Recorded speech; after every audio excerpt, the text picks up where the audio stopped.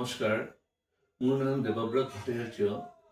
স্বদেশ পদভূমিত প্ৰকাশিত হোৱা মোৰ গল্প দেৱপ্ৰিয়া মই এতিয়া পাঠ কৰিবলৈ গৈ আছো। যদি কিবা ভুল ভ্ৰান্তি হয় ক্ষমা কৰে যেন। দেৱপ্ৰিয়া। এখন বিলাসী গাড়ীত বহি আছে দুজন মানুহ আৰু এজনী ছোৱালী। চালকৰ আসনত বহি আছে গাড়ীৰ মালিক ৰূপজ্যোতি বৰপূজাৰী।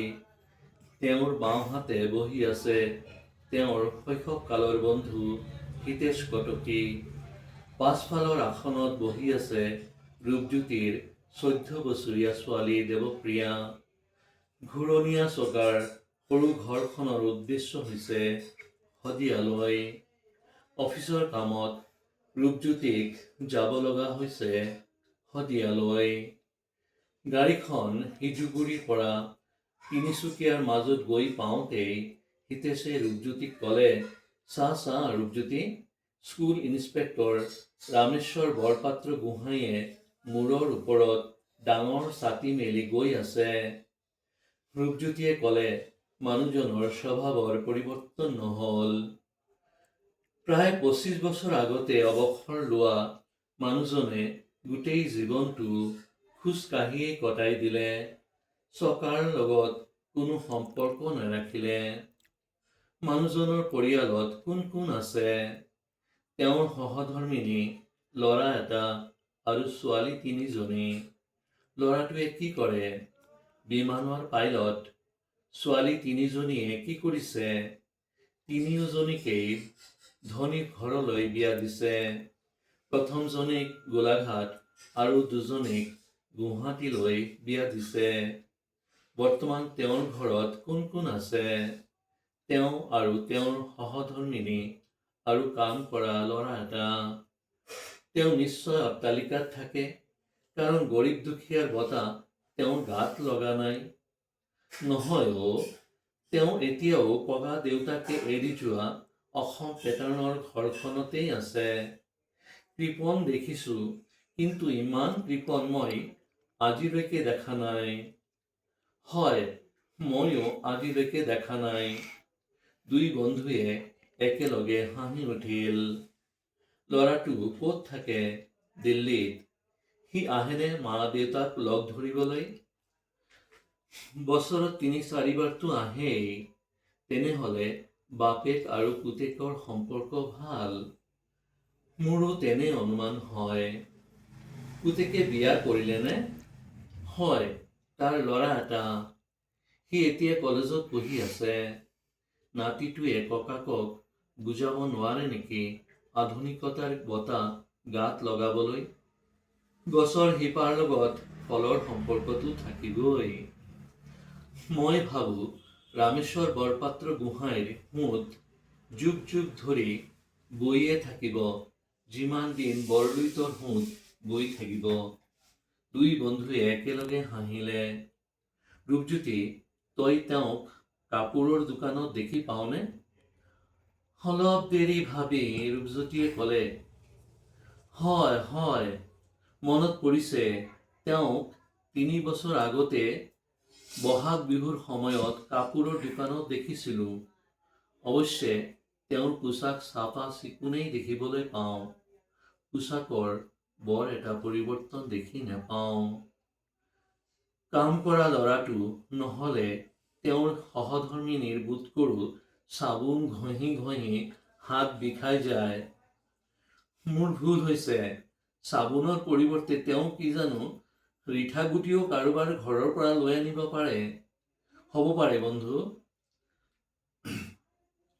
এতিয়া অনুমান কৰি ল যে তেওঁৰ ঘৰৰ কাম কৰা ল'ৰাটোক কি জানো 1-2 বছৰ পাছত কলপাত নহ'লে বেলেগ গছৰ পাত ব্যৱহাৰ কৰিব লাগিব লজ্জা নিবাৰণৰ বাবে। আৰু শুন, তেওঁৰ অনুৰাগীৰ সংখ্যা যদি বাঢ়ি গৈ থাকে, তেনেহ'লে কাপোৰৰ মিলবিলাকৰ কি যে অৱস্থা হ'ব। চোৰ ডকাইতৰ সংখ্যা বৃদ্ধি হৈ থাকিব। আকৌ হাঁহিৰ ঢৌ উঠিল। হিতেশ আকৌ নিজৰ বাটত উভতি আহিল। শুন ৰূপজ্যোতি, মানুহজন যদি কৃপণ সাম্ৰাজ্যৰ অধিপতি হলেও যদি জ্ঞানী হয় তেনেহলে দামী জোতা অথবা দামী চেণ্ডেল কিনিব, নহলে ভৰিত দুখ পালেও জোতা অথবা চেণ্ডেলৰ বৃত্তৰ মাজেদি তৰাবিলাক গন্তি কৰি মজা পাব। ৰূপজ্যোতিয়ে হাঁহি চম্ভালিব নোৱাৰি ৰাস্তাৰ কিনাৰত গাড়ীখন ৰখাই চিটৰ পৰা নামি আহি জোৰকৈ হাঁহিব ধৰিলে। লগে লগে হিতেশো গাড়ীৰ পৰা নামি আহি বন্ধুৰ লগত যোগ দিলে। প্ৰায় 10 মিনিটৰ পাছত দুই বন্ধু আকৌ গাড়ীত উঠিল। ৰূপজ্যোতিয়ে গাড়ীৰ গতিবেগ বঢ়াই দিলে। অলপ দেৰি নীৰৱতা অৱলম্বন কৰাৰ পাছত হিতেশৰ জিভাখন আকৌ সক্ৰিয় হৈ উঠিল। ৰূপজ্যোতি, মানুহজনে চশমা পিন্ধেনে? হয়, পিন্ধে। এই ক্ষেত্ৰত তেওঁ কেতিয়াও কৃপণতা নকৰে, কাৰণ এই ক্ষেত্ৰত কৃপণতা কৰিলে তিনিচুকীয়াৰ নিজা ঘৰৰ পৰিৱৰ্তে বাঘবাৰী নহলে বালিজান গাঁৱৰ কাৰোবাৰ ঘৰত সোমাই ক'লেহেঁতেন, এইটো মোৰ ঘৰ, তেতিয়া কি হলহেঁতেন? কি কওঁ ৰূপজ্যোতি? হিতেশ, মনে মনে থাকচোন। তোক মই হাতযোৰ কৰি কৈছো, তই কেনেকৈ হাতযোৰ কৰিবি? তোৰ হাত দুখনতো গাড়ী চলাই আছে। আকৌ দুই বন্ধুৱে হাঁহি উঠিল। সন্ধিয়া পুৱাৰ প্ৰায় 15 মিনিট আগতে পাছফালৰ চিটৰ পৰা দেৱপ্ৰিয়াই ৰূপজ্যোতিক ক'লে, দেউতা, তোমালোকে ৰামেশ্বৰ ককাক হাঁহিৰ পাত্ৰ নকৰি তেওঁৰ পথ অনুসৰণ কৰিলে তোমালোকৰ হাড়ৰ ঘৰটো মজবুত থাকিব আৰু তোমালোক তেওঁৰ আয়ুৰেখা পাৰ কৰি যাব পাৰিবা আৰু প্ৰকৃতি দেৱীও প্ৰদূষণৰ পৰা ৰক্ষা পাব। নহলে তোমালোকৰ ভৰি দুটাই এদিন তোমালোকক প্ৰশ্ন কৰিব, তোমালোকে আমাক সময়ত ব্যৱহাৰ কিয় কৰা নাছিলা? লগে লগে ৰূপজ্যোতিয়ে গাড়ী ৰখালে। তাৰ পাছত দুই বন্ধুৱে এজনে আনজনৰ মুখৰ ফালে চাই থাকিল।